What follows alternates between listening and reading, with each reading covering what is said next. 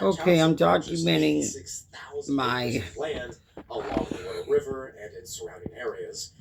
process of making this film. I have been working on this film about St. Thomas and the haunting ghost story for about 3, 4 years. I had the idea, I wrote a script.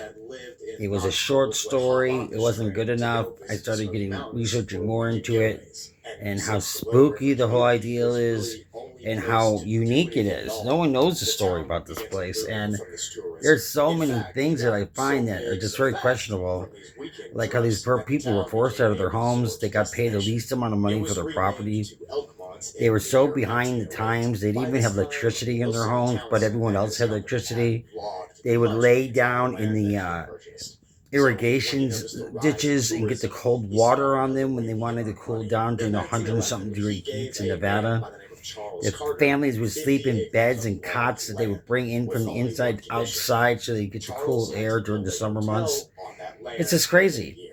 And you don't hear that much about it. And they were the ones that had no choice. They had to move. No choice about it. And then because the dam was done early, they had to leave early. And these people had their whole lives there. I think it's a really kind of sad story. You don't hear too much about it. And all for the sacrifice for us to have power, pure energy. So they were literally walking out of their town. It's horse and buggy, and few people had cars. And out on the dirt road, going either to Las Vegas or Boulder City or Overton, I guess is a big place, to find their new home. And with minimum amount of money, they barely go anywhere. Some did not want to leave. It took 6 weeks for the water to fill up the homes. There are people that were on top of their roofs being pulled away by the police on dinghies to get them out of the home.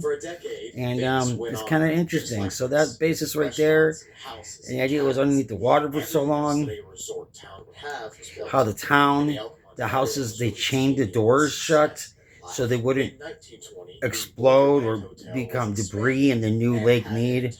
Then they put a chain link cages around the building so there would be no one. When they had scuba diving classes, they would teach in Lake Mead. They would go down and see this town underneath the lake in the murky grime of Lake Mead.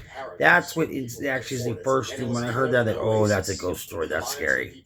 So, and it has a very good ending. It's very scary, but there's a good ending to this story.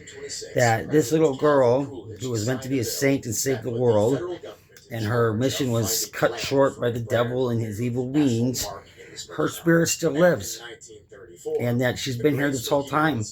And that she's been touching people throughout the town. People coming to Las Vegas with their hopes and their dreams. And they end up becoming devastated. She still gives them hope. And that she's the Blue Angel on Boulder Highway. No one will see that at the end of this movie. You would not expect that. But it's good. It's different and unique. And hopefully I get the opportunity to actually go all the way through with this and actually film it and put it out there. So either I'm going to go the route of filming like a trailer and hopefully sell that to the powers that be, the Netflix, the Prime, who knows, or and then they would give you the money to produce the rest of it, direct the rest of it. We'll see what happens. But I don't have any film class experience. I took theater in college, and I've been around the business with my grandma as a young kid. But it's about time I get off my ass and do my dream is, and this is my dream, is to make movies. So let's see if I can actually do this. I mean, I could be doing anything, and this is just consuming me. And unless I